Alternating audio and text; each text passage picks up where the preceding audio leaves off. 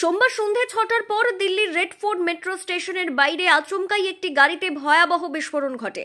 মুহূর্তের মধ্যেই আগুনে পুড়ে যায় গাড়িটি। আশেপাশের এলাকায় ছড়িয়ে পড়ে আতঙ্ক। ঘটনায় অন্তত ৮ জন নিহত ও ২০ জনেরও বেশি আহত হয়েছেন বলে জানিয়েছে পুলিশ। আহতদের স্থানীয় হাসপাতালে ভর্তি করা হয়েছে।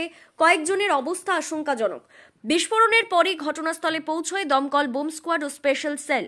পুলিশ জানিয়েছে এটি সম্ভবত পরিকল্পিত হামলা, যদিও তদন্ত চলছে। দিল্লি জুড়ে উচ্চ সতর্কতা জারি করা হয়েছে এবং মেট্রো, বিমানবন্দর ও অন্যান্য গুরুত্বপূর্ণ স্থানে নিরাপত্তা বাড়ানো হয়েছে। এর জেরে এবার রাজ্য জুড়েও নিরাপত্তা ব্যবস্থা জোরদার করা হয়েছে। বীরভূম জেলা প্রশাসন শুরু করেছে নাকা তল্লাশি। বিশেষ করে পাথর চাপড়ি গেটের কাছে পুলিশের কড়া চেকিং চালানো হয়। প্রতিটি গাড়ি থামিয়ে যাচাই করা হয়। প্রশাসনের নির্দেশ, কোনো সন্দেহজনক কিছু দেখলেই দ্রুত থানায় খবর দিতে হবে। এই ঘটনায় গোটা দেশ জুড়েই ফের ছড়িয়ে পড়েছে উদ্বেগের ছায়া।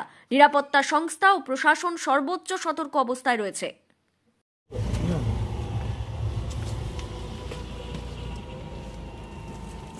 ঠিক আছে।